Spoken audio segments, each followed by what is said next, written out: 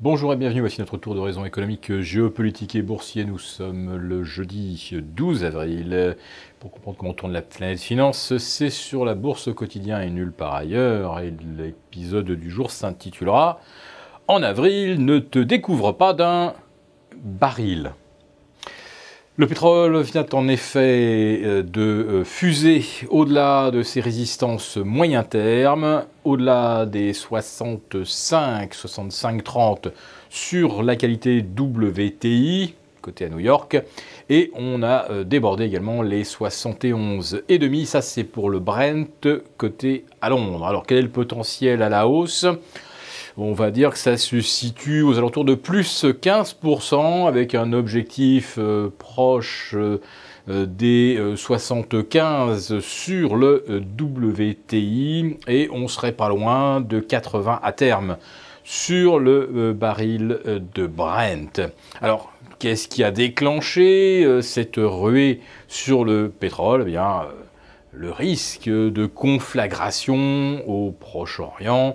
Alors, une espèce de guerre par alliés interposés qui se déroulerait en Syrie, qui opposerait, on l'a bien compris, le Hezbollah soutenu par l'Iran, aux rebelles protégés par des forces occidentales. Alors, quand on parle de rebelles, évidemment, faut faire le tri. Il y a les fameux rebelles qui font du bon boulot, comme disait Fabius, et puis il y en a d'autres qui ont tendance à égorger ou à orchestrer des attentats dans les capitales occidentales. Et ceux-là, on les aime évidemment un petit peu moins. D'ailleurs, on se demande bien pourquoi, d'ailleurs, ils ont été à ce point protégés et ont pu continuer de sévir et de nuire à travers le Proche-Orient, alors que tout le monde, théoriquement, annonce ou prétend leur tomber dessus. Alors, qui veut vraiment la guerre ?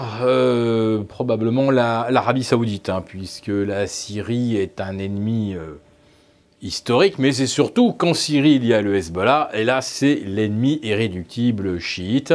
Alors, déclencher une guerre, c'est coûteux, oui, mais avec un pétrole à 75 $ à New York, ça serait moins coûteux qu'avec un baril à 50 $, naturellement. Autrement dit, l'Arabie Saoudite pourrait très bien faire une sorte de raisonnement d'une pierre deux coups. Je contiens mon ennemi et en plus de ça, je vais exporter du pétrole beaucoup plus cher. Alors, je ne dis pas que c'est ce genre de calcul que le prince bin Salman a effectué et présenté à ses amis américains. Enfin, disons quand même que ça a l'air de bien se présenter pour lui.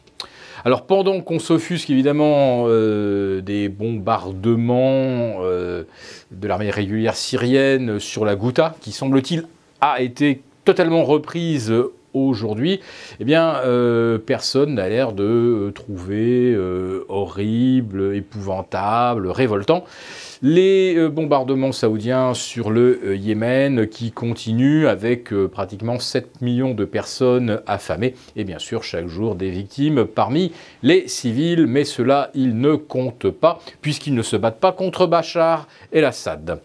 Voilà, donc on est vraiment, oui, dans une ambiance de cynisme absolu. Vous avez bien compris que ce qui précède, j'en suis moi-même révolté. Mais d'un point de vue financier, ce que nous comprenons donc, c'est que le pétrole va probablement poursuivre sa hausse.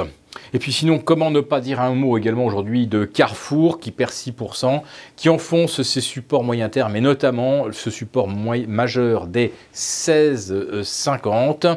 Alors, techniquement, évidemment, ça n'a pas du tout bonne allure. Monsieur Bompard peut faire des annonces, ça peut rebondir, mais on se dit que si Carrefour éprouve aujourd'hui déjà des difficultés en Europe, en Asie où ses ventes reculent,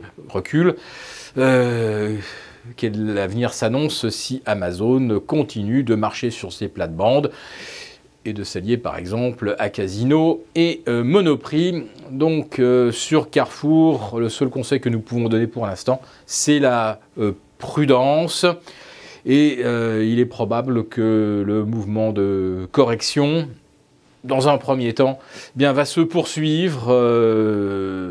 Nous ne disons pas qu'il ira sur des objectifs terribles à la baisse, mais en tout cas, soyons un petit peu patients avant de revenir sur ce dossier.